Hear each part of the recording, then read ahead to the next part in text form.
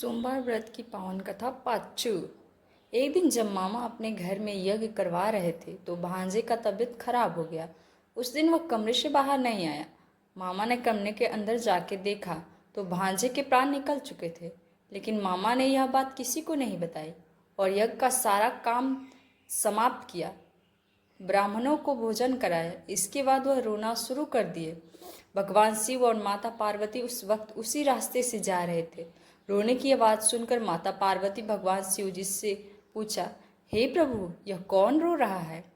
यह सुनकर भगवान शिव माता पार्वती से कहे, यह वही शाहूकार का बेटा है जिसकी आयु 12 वर्ष तक ही थी।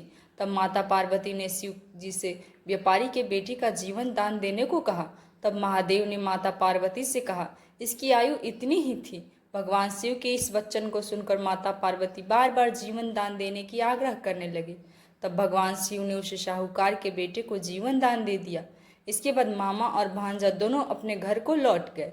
रास्ते में उन्हें वही नगर मिला जहाँ साहूकार के बेटे का विवाह हुआ था। वहाँ जाने के बाद वहाँ दोनों की खूब खातिरदारी हुई। राजकुमारी के पिता ने अपनी कन्या को साहूकार के बेटे के साथ खूब सारा धन देकर विदा कर दिया। उधर साहूकार और उसकी पत्नी यह सोचकर छत पर बैठे थे, यदि उनका पुत्र वापस नहीं आएगा तो वह छत से कूदकर अपनी जान दे देंगे। जब उन्हें पता चला कि उनका पुत्र वापस उनके पास आ रहा है तो उन्हें विश्वास नहीं हुआ। बाद में उन्होंने अपने बेटे और बहू का भव्य तरीके से स्वागत किया और भगवान शिव को बारंबार धन्यवाद दिया। रात में भगवान शिव ने साहूकार को स्वप्न दिए और कहा कि मैं तुम्हारी पूजा से बहुत प्रसन्न हूँ। आज के बाद जो भी सोमवार व्रत में इस कथा को पढ़ेगा उसकी सभी मनोकामनाएं मैं अवश्य पूर्ण करूँगा। वीडियो अच्छा लगे तो लाइक एंड सब्सक्राइब करें। धन्यवाद।